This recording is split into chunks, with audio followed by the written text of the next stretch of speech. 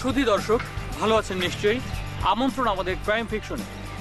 ইতিপূর্বে আমরা দেখেছি রাজবাড়ির রিফাত অপহরণের ঘটনা।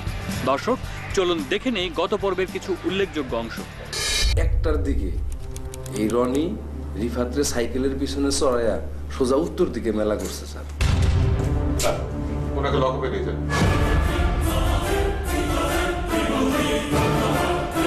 5 লাখ টাকা রাত 8টার ভিতরে আপনি রেডি করবেন।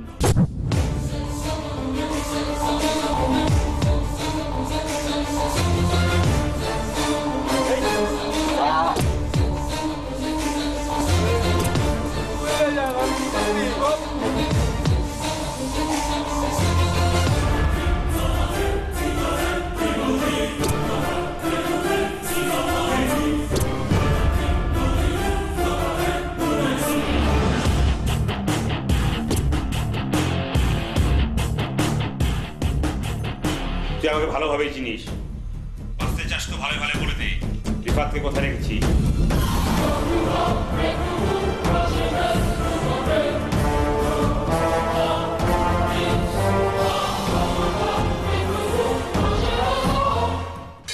শিশু রিফাতকে ফিরে পেতে তার পরিবার চেষ্টা চালিয়ে যাচ্ছে। একমাত্র সন্তানকে ফিরে পেতে তার স্বজনরা ছুটে যায় কবিরাজের কাছে। দেখা যাক কবিরাজ সন্ধান দিতে পারে কিনা রিফাতকে।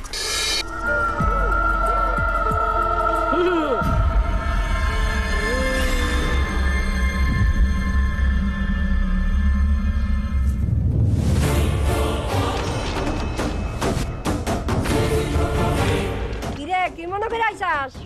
আমার ভাতিজারে পাইতেছি না কয়দিন ধরে। তোর ভাতিজার নাম কি? রিফাত।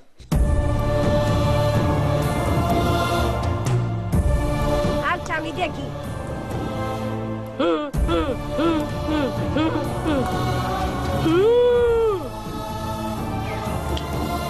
বাবা রে, ওরে ওরে, যা যাইয়ে আল্লাহ আল্লাহ করে গা আর মসজিদে ডাক গা। ভাতিজারে পামু তো। যাও আল্লাহ রে ডাকো গা, যাও।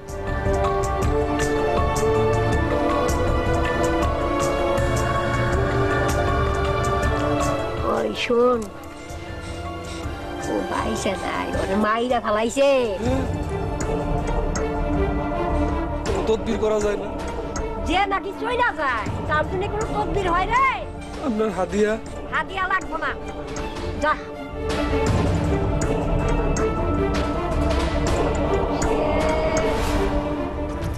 কবিরাজ জয়তুন্নেসা জানায় রিফাত আর বেঁচে নেই। তাই রিফাতের পরিবারের মনে সন্দেহ জাগে, হয়তো অপহরণকারী রঞ্জন রিফাতকে মেরে পুকুরের মধ্যে লুকিয়ে রাখতে পারে। এরপর পারিবারিকভাবে সিদ্ধান্ত নেয় রঞ্জনের বাড়ির আশেপাশের পুকুরে জাল ফেলা। দেখা যাক রিফাতকে খুঁজে পাওয়া যায় কিনা।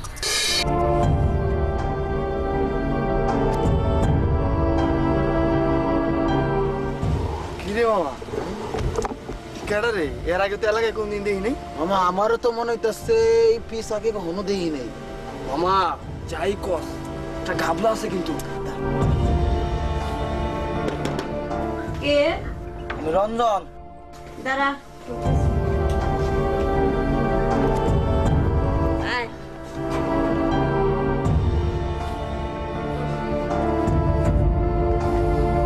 এত রাত্রে কোথা থেকে আসলি তুই? বাড়ির থেকে আসছি দিদি, একটা ভুল করে ফেলেছি। কি ভুল করছিস? সব কমো, কিন্তু তোমার কিন্তু টাকা দিতে হবে, কটা দিন আশ্রয় দিতে হবে দিদি। আশ্রয় দিতে হইব? হ্যাঁ থাকবি। খারাপ কইতাছি। কই আসো।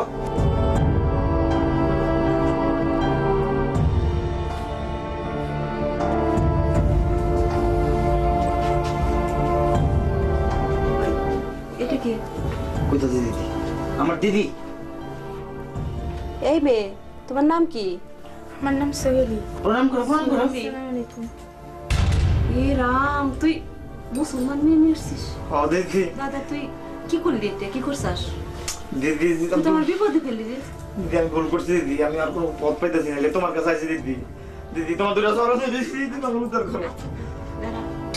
আসামি রঞ্জন স্কুল পড়ুয়া মেয়ে সুহেলিকে নিয়ে ঘন ঘন অবস্থান পরিবর্তন করতে থাকে। অবশেষে আশ্রয় নেয় ফরিদপুর জেলার ভাঙ্গা থানার জেলেপাড়া এলাকায় রঞ্জনের এক দিদির বাসায়। সেখানেও ঘটে কিছু অনাকাঙ্ক্ষিত ঘটনা। দর্শক দেখতে থাকুন এরপর কি হয়। আরে বেটা গাবলা গুবলা বাদ দে, আইটেমটা কিন্তু খারাপ না। যদি ওই আগেরটার মতো একটু সেটিং এ বানাইতে পারতাম। বাবুজি তারা দিবে চলো পিসি গাড়ি পিসি গাড়ি, বাবুজি তারা দিবে চলো পিসি গাড়ি পিসি গাড়ি। জাফর কি খবর? স্যার, আমার কাছে একটা গুরুত্বপূর্ণ খবর আছে স্যার। বলো তো জাফর। স্যার, আপনার ওই যে মাদক মামলার আসামি রঞ্জন আছে না, ওই রঞ্জন না এক মুসলিম মাইয়ারে নিয়ে পালাইয়া এক জায়গায় পলাইয়া রয়েছে। স্যার, ওই ফরিদপুর জেলার ভাঙ্গা থানা দেউরি গ্রামে।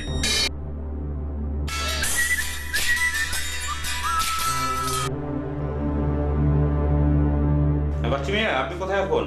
ও আমি তো আইসি স্যার একটু ওই যে জাইলাদের সাথে কন্ট্যাক্ট করতে, ওই যে রঞ্জিত বাবুর পিছনে যে বড় পুকুরটা, আমাকে মনে একটু খটকা লাগতেছে যে কেউ মাইরে টেরে আবার ওই পুকুরে ফালায় রাখছে কিনা। শুনুন, আপনি জাল টাল ফেলে বাদ দিয়ে অতি দ্রুত থানায় আসেন। একটা গোপন ইনফরমেশন আছে, আপনি নিয়ে অপারেশনে যাবেন। আর এটা ব্যাপারটা যেন আমার সাথে কেউ শেয়ার করবেন না। জি স্যার আসতেছি স্যার, আমি এখনই আসতেছি। জসিম, তুই তো আমাদেরকে অনেক কাজে হেল্প করেছিস। এখন একটা তোর এলাকা অপারেশন আসছে, তো তুই আমাকে একটু হেল্প করবি। তো আমি রওনা দেওয়ার আগে তোকে আমি ফোন করবো। হ্যাঁ, তুই হেল্প করিস। কি ব্যাপার স্যার, জরুরি তলব, কোনো খবর আছে? হ্যাঁ, আমরা একটা অপারেশনে বের হবো, আপনার সাহায্য দরকার। একটা গোপন তথ্য পেয়েছি, হয়তো বা একটা ভালো রেজাল্ট পাবো। স্যার তাহলে কি স্যার আমি একটা মাইক্রো ব্যবস্থা করবো? একটা মাইক্রো ব্যবস্থা করলে ভালো হয়। আর শুনেন, আপনি কিন্তু আমাদের সাথে অপারেশন যাচ্ছেন ঠিকই, আপনি চুপ করে গাড়িতে বসে থাকবেন। পুলিশ সোর্সের মাধ্যমে খবর পায় রঞ্জন এক মুসলিম পরিবারের স্কুল পড়ুয়া মেয়েকে নিয়ে ফরিদপুর জেলার ভাঙ্গা থানার জেলেপাড়া এলাকায় তার এক দিদির বাসায় আশ্রয় নিয়েছে। অভিযানের নামে পুলিশ। এখন দেখার বিষয় পুলিশের এই অভিযান সফল হয় কিনা। আর বাইরে যে ঘোরাঘুরি করতেছে পোলাপানটা, যে কোনো সময় ধরা খেয়ে দিতে পারি।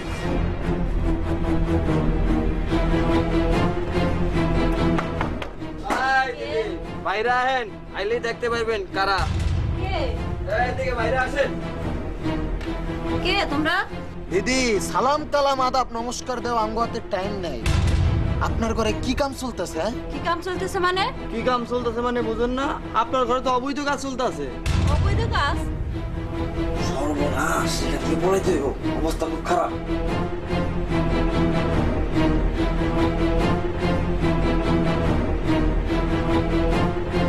কি আবল তাবল কথা বলতেছো? ও মা, কথা শুনে মনে হচ্ছে তো আকাশ থেকে পড়ছেন। আপনার ঘরে তো একটা মায়া পোলা অবৈধভাবে আছে। ও, ওটা তো আমার ভাইয়ের বউ। এ দিদি, নাটক কম করেন, আমরা কিন্তু খোঁজ খবর লয়ে আইছি। ওটা আপনার ভাইয়ের বউ না, ঠিক আছে? ওরা অবৈধভাবে ঘর সংসার করে। ভালোই ভালো মায়াটা আম কাছে তুলে দেন, নাইলে কিন্তু সমস্যা হইব। দিদি আপনার ভাইয়ে বিয়া ছাড়া সংসার করতেছে, আঙ্গো তো তুইলা দেন, আমরা বিয়া ছাড়া সংসার করি কি রে? হইছে, এত কথাবার্তা কই লইব? ভিতরে গিয়ে মায়াটা নিয়ে আই, তাইলে তো শেষ। যা যা যা যা যা, যাবেন। কই যাও? কই যাই মানে? যাবেন। কই যাও? আরে যাবেন। দিদি মায়াটারে ভালোই ভালো আঙ্গতে তুইলা দেন, নাইলে কিন্তু আপনার কপালে খারাপই আছে। ওই তাড়াতাড়ি লয়া, না আইতে চাইলে কোলে কইরা লয়া।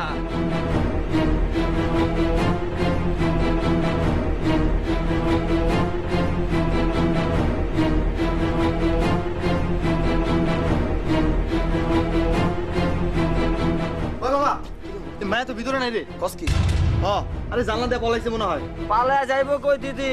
দোলাডালি যার মধ্যে থাকুক না কেন, আমরা কিন্তু কলচার মধ্যে পলাইল অন্তে টান দিয়া লয়ামু।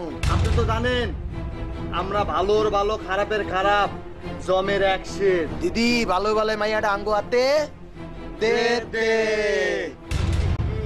পালাইয়া কই যাইবি রে সেমরি, পালাইয়া কই যাইবি হে, পালাইয়া কই যাইবি রে সেমরি, পালাইয়া কই যাইবি। আমাকে এই জঙ্গলের মধ্যে নিয়ে আসলে কেন? আর দেখো না, এই গুন্ডা পোলাপান ধরতে পারলে সমস্যা আছে, কথা কই না।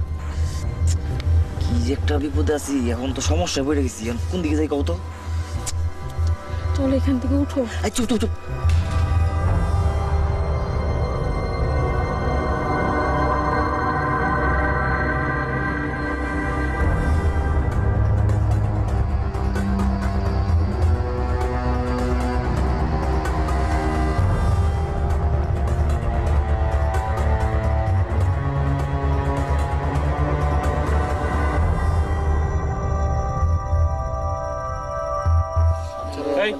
ওরা কারা?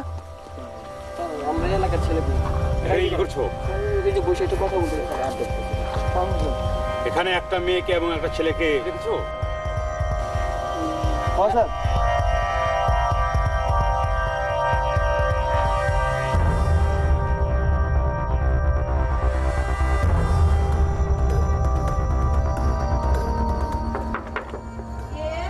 আমরা থানা থেকে আসছি, খুলুন।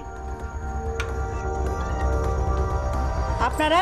রঞ্জন নামের একজন আসামি একজন মুসলিম মেয়েকে নিয়ে আপনার ঘরে আত্মগোপন করেছে। কই না তো। দেখুন, মিথ্যা বলবেন না, কোনো রকমের চালাকি করার চেষ্টা করবেন না। বলছি তো আসেনি।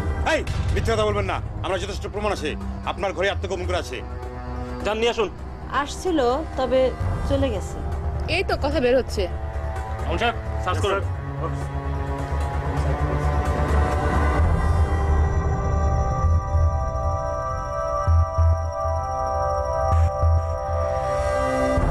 বললাম তো, আসছিল, চলে গেছে। দেখি খোঁজ করে। স্যার, আসামি দেখে গেছে। আচ্ছা, আপনার ফোনটা নিয়ে আসুন। নিয়ে আসুন আপনার ফোনটা।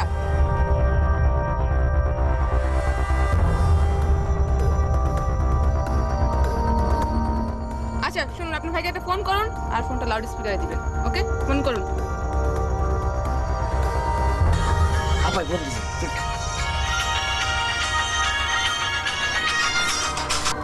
হ্যালো দিদি। হ্যাঁ রঞ্জন, হ্যাঁ দিদি বলো। সন্ত্রাসীরা চলে গেছে, তুই বাসায় ফিরে আয়। আমি দেখছি মাস্তান পোলাপান চলে গেছে, কিন্তু পুলিশ তোমার এলাকা রেড দিছে। এই জায়গায় থাকার সম্ভব না। আমি আরে তোমার এলাকায় ঢুকুম না, আমি অন্য এলাকায় যাইতেছি পলায়া। রাখলাম, নমস্কার। এই তো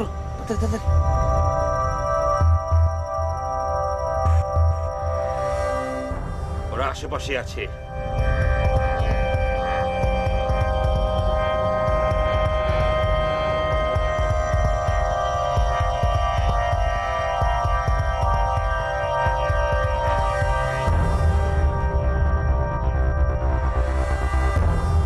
আপনি যদি কিছু না বলেন তাহলে কিন্তু আপনি অ্যারেস্ট হয়ে যাবেন।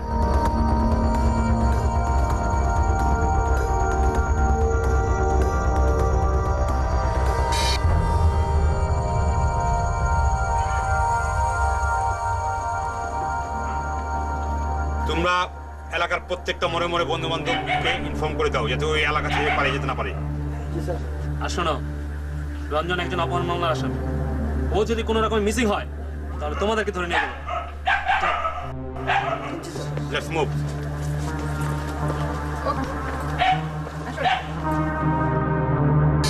ফরিদপুরের ভাঙ্গা থানায় অভিযান চালিয়েও পুলিশ ধরতে পারেনি রঞ্জনকে।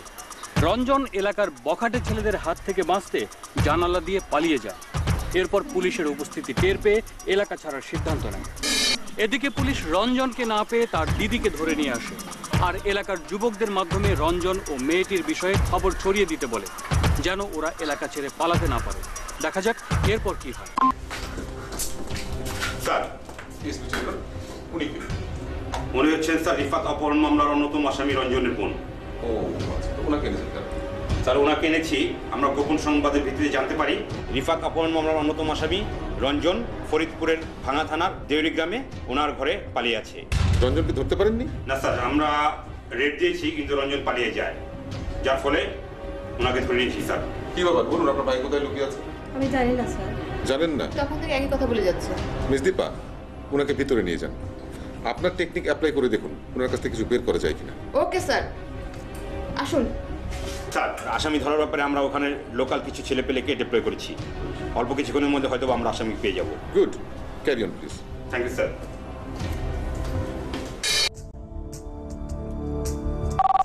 হ্যালো, আসসালামু আলাইকুম। ওসি সাহেব, স্যার। বিপদকে আপনি এখনো উদ্ধার করতে পারেননি।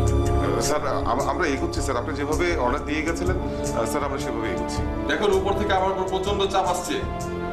আপনি তাকে দ্রুত উদ্ধার করার ব্যবস্থা করুন। Sir, I am trying my best sir.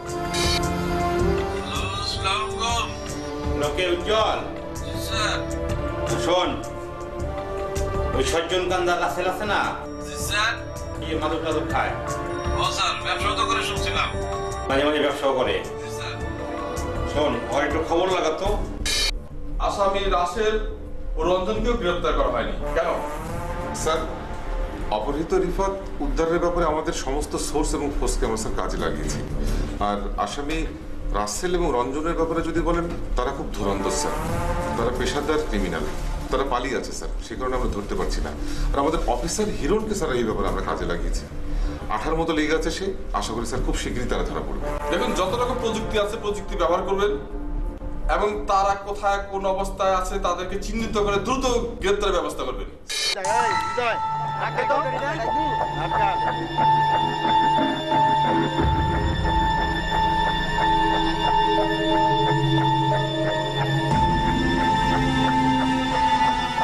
আসসালামু আলাইকুম ভাই। কি হয় তোমার? আমার ওয়াইফ। তোমার ওয়াইফ? জি ভাই। কেমন ওয়াইফ? কেমন ওয়াইফ? কেমন ওয়াইফ আবার? এই ভাই, কি হয় তোমার? স্কুল ড্রেস পরে ওয়াইফ স্কুলে পড়তে পারে না? তোর গাবলা আছে? আরে ভাই ফোন। আরে ভাই মোবাইল দেখি আবার। এই দাঁড়াও। আরে মোবাইল নাও, ঠিক আসো। না না, কি করব? আদি আটকাও। আটকে জুনিয়া বসেন এই জায়গায় বসেন। কই থাকো? ব্যাগ রাখেন। এই তো ভাই সামনে। সামনে। হ্যাঁ ভাই। বসেন। বসো। বসেছি ভাই। ভাই ছেড়ে দিন ভাই। কাকা। ভাই আমার কই লেগেছেন ভাই? চারদিকে খবর ছড়িয়ে পড়া সত্ত্বেও আসামি রঞ্জন রাতের আধারে ফরিদপুরের ভাঙ্গা এলাকা থেকে পালিয়ে যায়। রঞ্জন মাদারীপুরের রাজুর থানা এলাকায় গিয়ে মিলন নামে এক ছেলের নজরে পড়ে। মিলনের শ্বশুর বাড়ি ফরিদপুরের ভাঙ্গা এলাকায়, তাই মিলন মোবাইলের মাধ্যমে রঞ্জনের বিষয়টি আগেই জানতে পারে। মিলন তার সহযোগীদের নিয়ে রঞ্জন ও তার সাথের মেয়েটিকে আটক করে। রঞ্জনের কথায় ও আচরণে অসঙ্গতির কারণে মিলন এবার পেয়ে বসে। দেখা যাক মিলন এবার কি ভূমিকা রাখে এ বিষয়ে। পুলারে তোরা দুইজন আলাদা রাখবি, আর সুমন তুমি মায়ের রে আলাদা রাখা দাও। আমি আলাদা করি। হ্যাঁ, এই মায়ের দিকে ফোন টোন দেয়নি। আচ্ছা ঠিক আছে, তাহলে ভাই আমি একলা তো দাও। যাও। আচ্ছা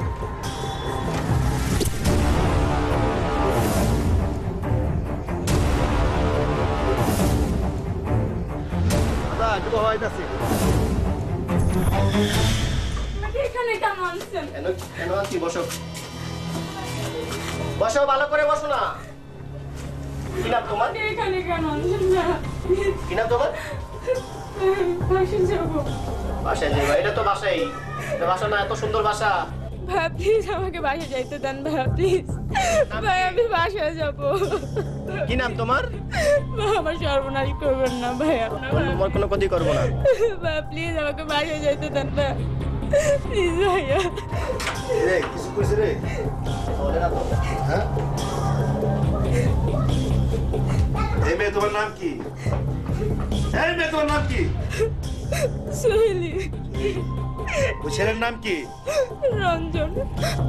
গাবলা আছে? হিন্দু মুসলমান। আচ্ছা ঠিক আছে। কয়দিনের সম্পর্ক? অনেক দিনের। বিয়ে করছো? না। বাড়ি কোথায়? রাজবাড়ি। রাজবাড়ি কোথায়? সত্যিপুর। মেয়ে তোমার গার্জিয়ান নাম্বার বলো। আমার গার্জিয়ান বলতে আমার চাচা। চাচা নাম্বার বলো। সেভ করা। এই মোবাইলে কি নাম? সত্তর। দেখো তো এই নাম্বারটা নাকি? হ্যাঁ, এটা আমার চাচার নাম্বার। নাম্বার তো? হ্যাঁ, এটা না? আচ্ছা ঠিক আছে। প্লিজ আমাকে ছাড়বেন না। দেখি এনে দিব তোমাকে, তুমি টেনশন নিও না, আমরা আছি। দেখি তোমাকে তোমার চাচার হাতে আমরা তুলে দিব। সুমন থাকো। হ্যাঁ থাকো।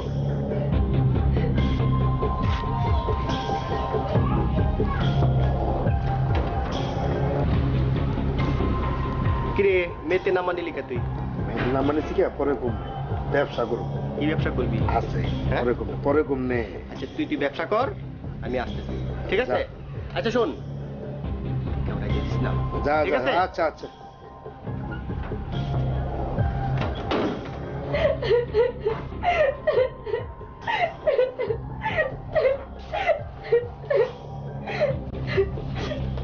আরে কাইন্ডো না তো, আমি আছি না। বাসায় যাবো। এদিকে আসো। বাসায় যাবো। এদিকে আসো। বাসায় যাবো। এদিকে আসো। না, বাসায় যাবো।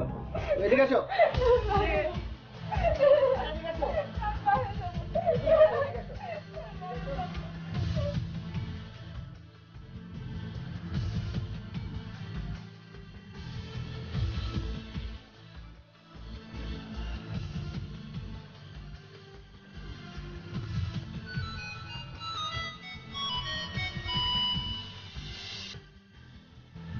হ্যালো শৈলী।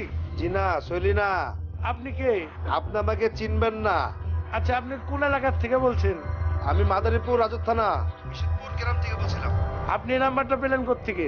এই নাম্বারটা আপনার বাতিজির থেকে নিয়েছি আমরা। আপনার বাতিজি একটা ছেলেকে নিয়ে পলাচিত হয়েছিল, আমরা তাকে আটকেছি।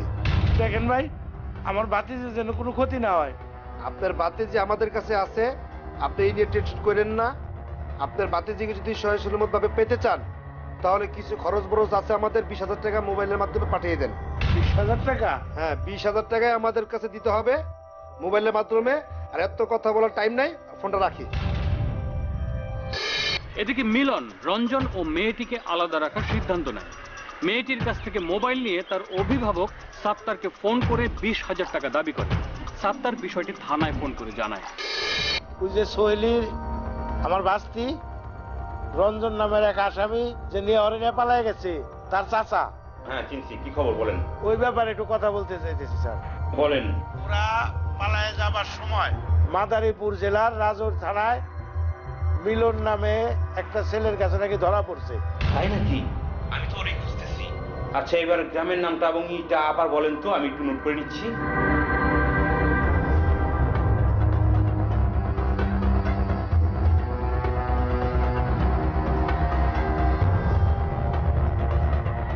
ফোন করে বললো স্যার 20,000 টাকা ওদের খরচাপাতি বাবদ পাঠিয়ে দিতে। শুনুন, আপনি একটা টাকাও দিবেন না। আমি ফোনে যোগাযোগ করছি আপনার ভাসি নাম্বারে। ঠিক আছে স্যার। আচ্ছা ঠিক আছে।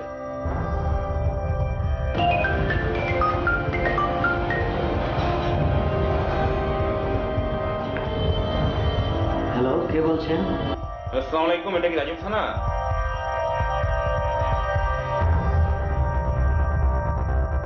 ধন্যবাদ আপনি আমাকে হেল্প করার জন্য।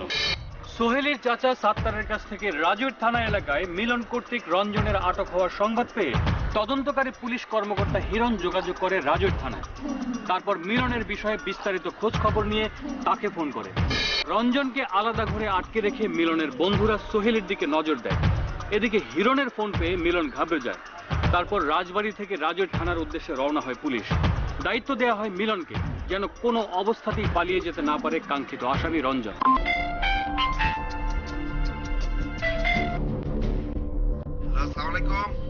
কে মিলন?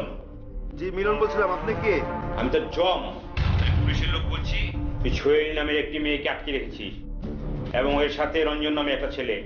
তুই আমার কথা মনোযোগ দিয়ে শোন। এই রঞ্জন একটি অপহরণ মামলার আসামি। ওকে ঠিক মতো ভালো মতো আটকে রাখ। ও যদি কোনো প্রকার পালিয়ে যায় তাহলে এই মামলার আসামি তোকে বানাবো। হ্যাঁ ভাই, ফাপড় মারেন না, এতে ফাপড় মারেন ভাই। শোন, তোর এলাকার চেয়ারম্যান এবং মেম্বার, চেয়ারম্যান আবুল হোসেন এবং মেম্বার বাবুল আক্তার, দুজনের সাথে আমার কথা হয়েছে।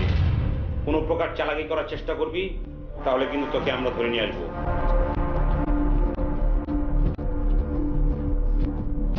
মনে রাখিস, আমরা এখনই আসছি।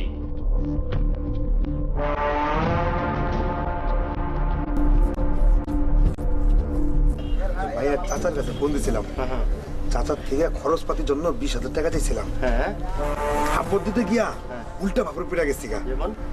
যেমন পুলিশ ফোন দিছে। পুলিশ? হ্যাঁ, পুলিশ ফোন দিয়ে কইতাছে যে পোলারে আমরা আটকেছি না, ওই পোলাটা অপহরণ মামলায় বলে আসামি 1 নম্বর। বুঝছস? ওরা আম করে কিছু আটকে রাখতে, আর কোনো কিছু যদি হইয়া যায় আমার আসামি বানাইবো। এখন কি করুম?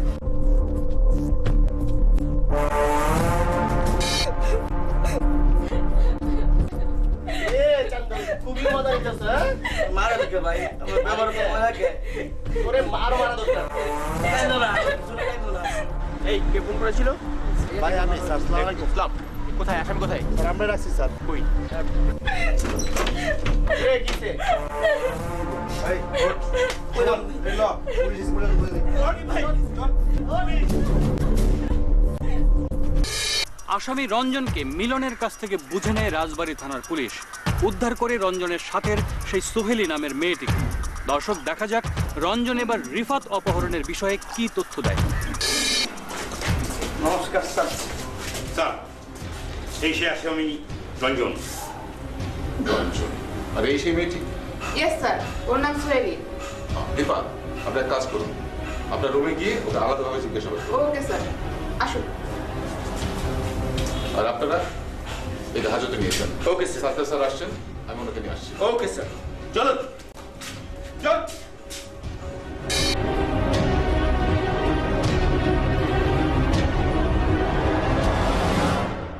আপনি রঞ্জনের সাথে পালিয়ে গেছিলেন কেন? ওর সাথে আমার প্রেম হয়ে যায় আর আমরা দুজন পালানোর সিদ্ধান্ত নিই। আপনারা বিয়ে করেছিলেন? না, আমাদের বিয়ে হয়নি। আপনি জানতেন না ছেলেটি খারাপ?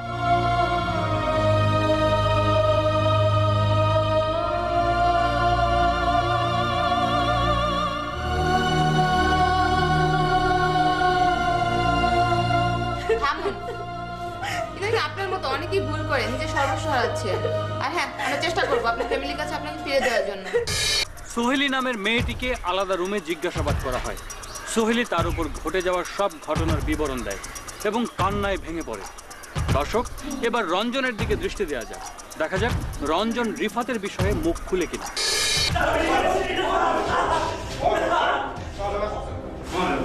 Sir, this is Ranjan, main culprit. একটা মুসলিম মেয়েকে নিয়ে পালিয়েছিল স্যার, যে মেয়েটা এখন আমাদের নির্বাচিত হয়েছে। ও স্যার শুধু মুসলিম মেয়েকে নিয়ে ভাগিনি, ও এলাকার ইয়াবা ব্যবসা করে এবং পুরা এলাকার যুব সমাজকে ধ্বংস করে ফেলেছে স্যার। বডি মারতে দেয় স্যার এভাবে হবে না স্যার।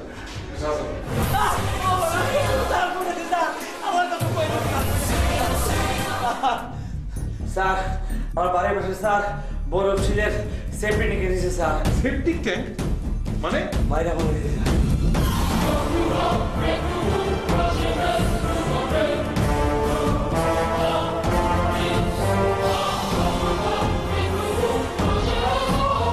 কখন বেরোছিস? স্যার, অপহরণ করার 2 ঘন্টা পরে স্যার। কত স্যার? ওসি সাহেব, স্যার ডেড বডি রিকভারি করতে হবে। Let's move.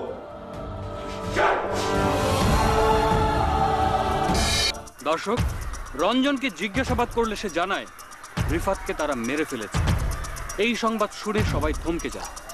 পাশের বাড়ির ভৈরবশীলের পরিত্যক্ত সেফটিক ট্যাঙ্কের ভেতরে রিফাতের লাশ রাখা হয়েছে বলে সে জানায়। পুলিশ এবার লাশ উদ্ধারে বের হয়। দেখা যাক এরপর কি হয়।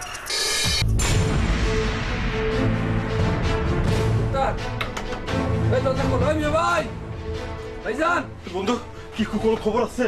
খবর দিছো? একটা দুঃসংবাদ আছে ভাই। দুঃসংবাদ আমি এখন কইতে পারব না, আমার লগে চলে। তাড়াতাড়ি আসুন, আসুন তাড়াতাড়ি। কি হয়েছে ভাই?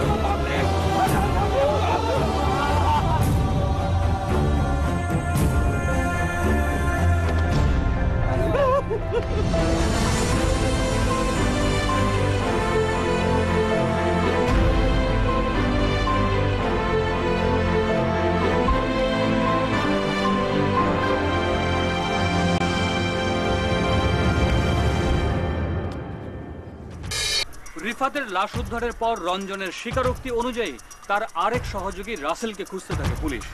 রাসেলকে ধরতে পুলিশ এবার কি কৌশল অবলম্বন করে দেখতে থাকুন।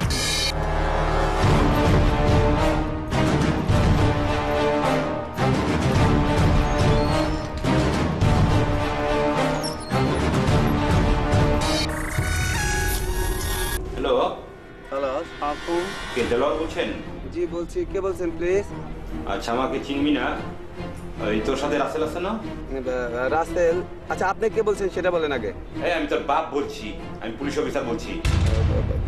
জি বলেন বলেন। শোন, তোর সাথে রাসেল আছে। রাসেল একটি হত্যা মামলা এবং অপহরণ মামলার আসামি। তুই রাসেলকে ধরে দিবি। কোনো প্রকার চালাকি করার চেষ্টা করবি, তাহলে এই মামলার আসামি তোকে বানাবো, ঠিক আছে? তুই যে রাসেলের সাথে যোগাযোগ করিস এবং তোর সাথে যে রাসেল আছে সে প্রমাণ আমাদের কাছে, পুরো কল রেকর্ড ডিটেলস আমাদের এখন কাছে আছে। এখন তুই বল, তুই কি ধরে দিবি না আসামি হবি? স্যার, আমি আসামি হতে চাই না স্যার, আমি ধরে দেবো, কিন্তু যদি পরে কোনো সমস্যা হয় স্যার। শোন, সে বুদ্ধি আমি তোকে শিখিয়ে দেবো, তোর কোনো বিপদ হবে না।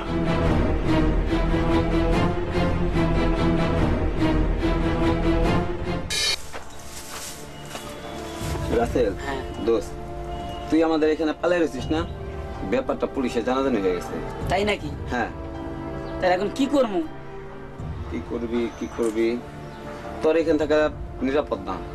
তুই এক কাজ কর, তুই কিছুদিন ঢাকা গিয়ে পালায় থাক। ঢাকা যে যাবো, আমার তো বাইরে হইতেই ভয় পাইতেছি। ঠিক আছে, এক কাজ কর, তোরে ঢাকা পৌঁছানোর সব ব্যবস্থা আমি করে দিই। কিভাবে? আমি বাইকে করে তোর ঢাকা পৌঁছে দিই। তুই হেলমেট পরা থাকবি, আমিও হেলমেট পরা থাকুম। আমি মনে হচ্ছে চালা যাম, তোর কেউ চিনবো না, সমস্যা নাই, তুই ঢাকা চলে যা।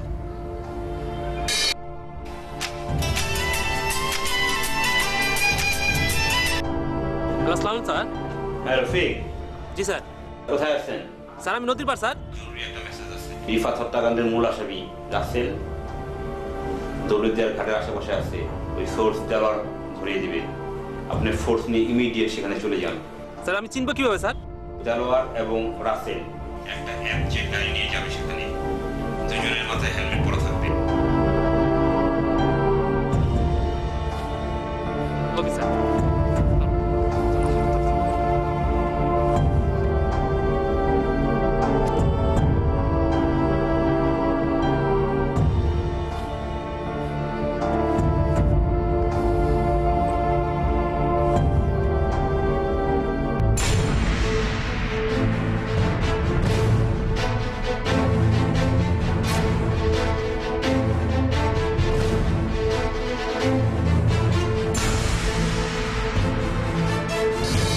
অবশেষে ধরা পড়ে রিফাত অপহরণ ও হত্যা মামলার অন্যতম আরেক আসামি রাসেল। দৌলতদিয়া ঘাট এলাকা থেকে তাকে কৌশলে গ্রেফতার করে পুলিশ। দেখা যাক রাসেল এবার কি তথ্য দেয় রিফাত অপহরণ ও হত্যা পরিকল্পনা সম্পর্কে। দেখতে থাকুন।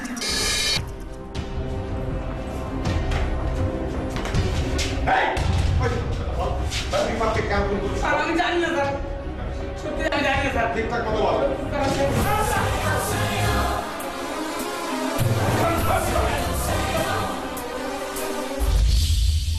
হঠাৎ এখানে ডাকলি, কাহিনী কি? আরে বেটা, কয়দিন আগে জেল খাইতে বার হয়েছি বেটা। হাতের অবস্থা বেশি সুবিধার না, মাল কামু রেটে গো নাই বেটা। আমি কি করি কত? কি করবি? এই একটা বুদ্ধি পাইছি। কি বুদ্ধি? তুই কা অপহরণ করু। অপহরণ? কারে? ওই যে তোর বাড়ির পাশে যে একটা বেটা বিদেশ থাকে না, ওই যে বাহরাইন থেকে যে রিফাতের আব্বাই? হ্যাঁ, ওই যে ওর তো একটাই পোলা, ঠিক না? হ্যাঁ। তুই পোলার অপহরণ করু। ওর অপহরণ কইরা পরে আমাকে মুক্তিপণ দাবি করবো, ঠিক আছে? রাখবো মনে করাঙ্গ বাড়িতে। তোর বাপে? আমার বাপে তো কিত্ত নেই জায়গা। 2-3 দিন রাখতে পরে টাকা পয়সা চামু, টাকা পয়সা দিলে আবার ছেড়ে দেবো। যা, ঠিক আছে, ঠিকই আছে, সমস্যা নাই। হ্যাঁ। কয় লাখ টাকা চাবি? 15 লাখ। 15 লাখ? ভাগ কিন্তু সমান সমানই পাবি, কোনো সমস্যা নাই। ঠিক আছে তাহলে তাহলে কাম করি। পোলা তো প্রতিদিন স্কুলে যায়, স্কুলে গেলে স্কুলেতে সাইকেল দেখানে কথা কয়ে লই আমু। পোলা এই বয়সে 600টা সাইকেল কিনছে। পোলা দেখো মো যে রাসেল ভাই নতুন সাইকেল আনছে, নতুন মডেলের। এটা কইলেই সেরা আয়া পড়বো। হ্যাঁ, যেমনি হোক ওরে দরকার, তাহলে এটাই কর। হ্যাঁ, 2-1 দিনের মধ্যে সেরা লাই কামটা। হ্যাঁ, চল চল। গান ধর। এই Shakalaka boom boom boom Shakalaka boom boom boom.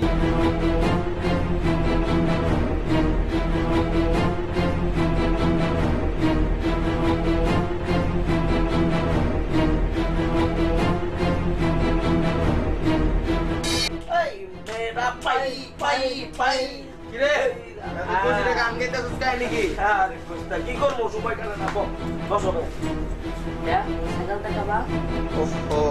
Rasel ভাই সাইকেল কো? সাইকেল একজনের নিচে বহো আমি নিয়ে আইতাছি। জান জান আগে দেখেন আমি নিয়ে বহো। কি রে বেটা ওস্তারে ভাই এক ছোট ভাই চাইছে না করতে পারি আমি স্কুলতে ডাইরেক্ট গেম লইছি। আচ্ছা বহ সমস্যা নেই। তুই কি গান নেবি কইতাছিলি?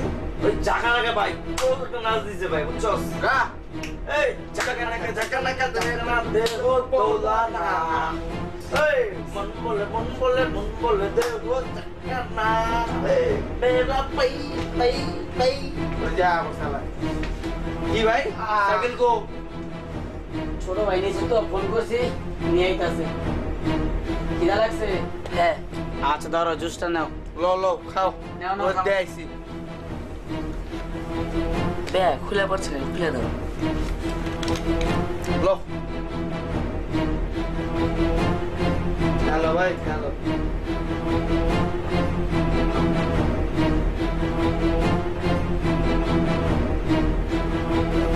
বে হ্যাঁ চল বুঝি টুক খাইছো। থাক বরাবর সাইকেল আইলে বরাবর খাইও। রাখবি? বে মাথাটা চাইতে করছে। মাথা জানেন করতেছে। ওই যে রোদ আইছি না স্কুলের পরে। এক কাম কর তুমি শো সাইকেল লাইলে আমি কমনে। কি কথা স্যার? আরে ওই দে সাইকেলে লা ডাক দিস। হ্যাঁ তুমি রেস্ট নাও শো। এদিকে ধীরে গো। মাথাটা বড় খুলে দাও। ওরা কালো হয়ে গেছে একদম। রোদের ভিতরে আইছে না ওটা দুর্বল হয়ে বসে।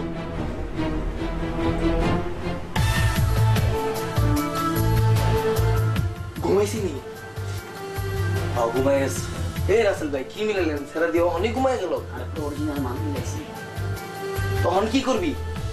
এক কাম কর তুই গিয়া ওর বাপটা চলো মিলা যা ঠিক আছে? ওরা কি করে না করে সব খবর আমার জানাই দিবি ঠিক আছে? যা। ওই তারপর ফোন দিবি না টাকা চাবি না? আরে বাবারে নতুন একটা সিম কিনছি এই সিম দিয়া মোবাইলে বইরা বিকালে ওর বাবার কাছে ফোন দিয়া টাকা চাবো ঠিক আছে? যা। আর শুন এই নাম্বারটা লয়ে যা।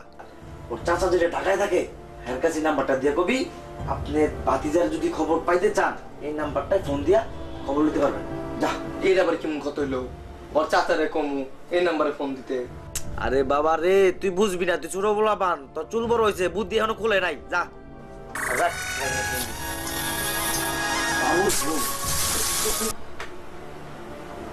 হ্যাঁ নমস্কার বাবু। বাবু ভালো আছি তুমি কেমন আছো?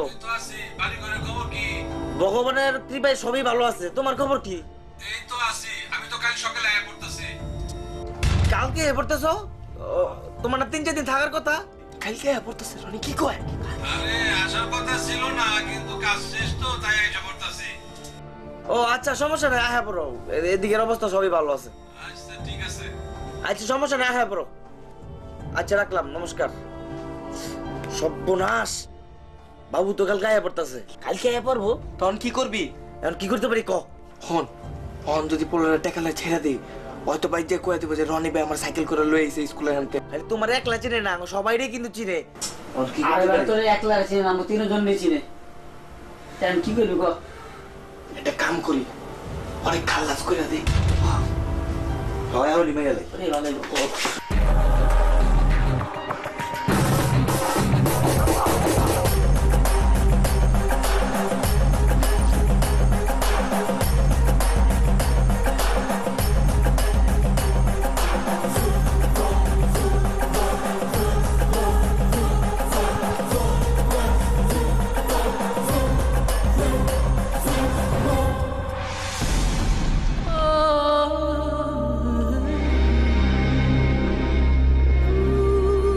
বড় হয়ে কি হবে আব্বু? আমি বড় হয়ে আব্বু পাইলট হব।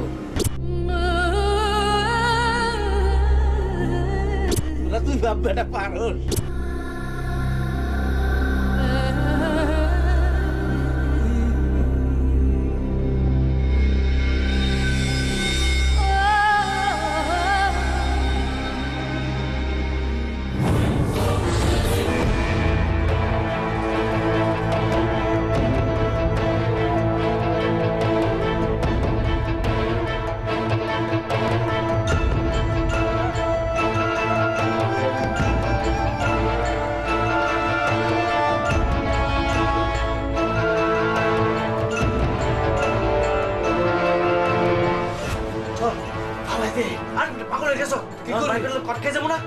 কাম কর রাত 10টার পরে ভৈরব সিট আছে না ভৈরব সিটে মজারটা নিয়ে ফেলাই দিই হ্যাঁ হ্যাঁ ঠিক আছে চল চলে বলি চল চল চল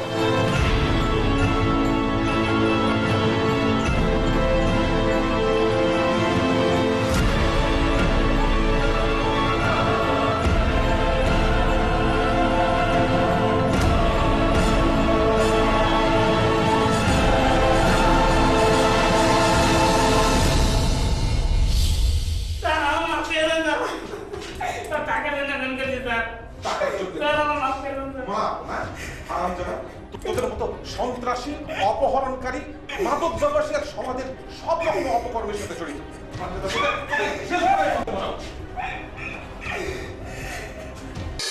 অবশেষে বেরিয়ে এলো রিফাত অপহরণ ও হত্যার নেপথ্য কাহিনী। মাদকসেবী ও খুচরা মাদক ব্যবসায়ী রঞ্জন ও রাসেলের পরিকল্পনায় প্রতিবেশী রনির সহযোগিতায় বাহরাইন প্রবাসী মোক্তারের ছেলে রিফাতকে অপহরণ করে হত্যা করা হয়। এই চক্রের চক্রান্তে নিরপরাধ রিফাতের চাচা কিয়াম গ্রেফতার হয়। দর্শক, ঠান্ডা মাথার এই খুনিরা রিফাতকে হত্যার পর রিফাতের পরিবারে মুক্তিপণের দাবিতে ফোন করে। এদিকে রঞ্জন মুসলিম পরিবারের এক স্কুল ছাত্রীকে নিয়ে পালিয়ে যায়। অবশেষে মাদারীপুরের রাজৈর থানায় ধরা পড়ে এলাকার যুবকদের হাতে। তারপর পুলিশ তাদের গ্রেফতার করে নিয়ে আসে। তাদের দেয়া তথ্যের ভিত্তিতে রঞ্জনের প্রতিবেশী ভৈরবশীলের বাড়ির সেপটিক ট্যাঙ্কের ভেতর থেকে রিফাতের লাশ উদ্ধার করে। রিফাত অপহরণ ও হত্যা মামলাটি পুলিশ অত্যন্ত আন্তরিক ও গুরুত্ব সহকারে তদন্ত করায় রিফাতের মৃতদেহটি হয়তো ফিরে পেয়েছে তার পরিবার। কিন্তু এমন অনেক অপহরণের ঘটনায় অপহৃতের সন্ধান পর্যন্ত মেলে না। দর্শক, একবার ভাবুন সেই সব পরিবারের কথা। দর্শক, এই ধরনের অপরাধীরা যেন দুর্বল সাক্ষীর জন্য অথবা সংশ্লিষ্ট দায়িত্বরতদের অবহেলার কারণে পার না পেয়ে যায়।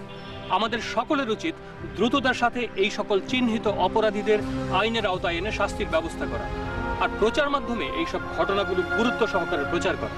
তাহলে হয়তো কিছুটা হলেও কমবে এইসব অপহরণের ঘটনা। দর্শক, আমাদের এই অনুষ্ঠানটি সত্য ঘটনার ছায়া অবলম্বনে নির্মিত। সমাজের বিভিন্ন চাঞ্চল্যকর অপরাধগুলো আপনাদের সামনে তুলে ধরার উদ্দেশ্য হলো এই ঘটনাগুলো থেকে যেন আমরা আমাদের নিজ নিজ ভুল ত্রুটিগুলো শুধরে নিতে পারি। আজ এ পর্যন্তই। দেখা হবে আগামী বুধবার রাত 8:40 আগামী পর্ব দেখার আমন্ত্রণ জানিয়ে এখানেই শেষ করছি। সে পর্যন্ত ভালো থাকুন, সুস্থ থাকুন, সতর্ক থাকুন।